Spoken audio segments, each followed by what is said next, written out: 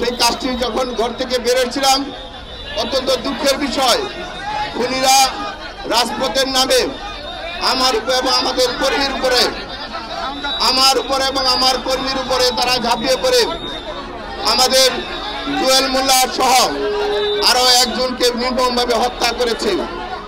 আমাকে হত্যার উদ্দেশ্যে উত্তর একটি বাসা বাড়িতে দীর্ঘ 2.5 ঘন্টা রেখে তারা বিভিন্নভাবে আমার উপর অত্যাচার করেছে।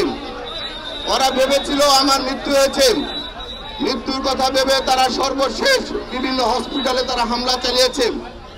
যেহেতু আমাকে মাননীয় প্রধানমন্ত্রীর সার্বিক সহযোগিতা এবং দোয়ায় আমি উদ্ধার হয়েছি, পরবর্তীতে উন্নত চিকিৎসার জন্য যেহেতু আমার মাথায় আঘাত করা হয়েছে, আমার মাথায় আমি গুলিবিদ্ধ অবস্থায় ছিলাম, মাননীয় প্রধানমন্ত্রীর সহযোগিতায় এবং ডাক্তারদের পরামর্শে আমি দেশের বাইরে চিকিৎসার জন্য চলে যাই এবং আজকে আমি চিকিৎসা শেষে দেশে আসছি।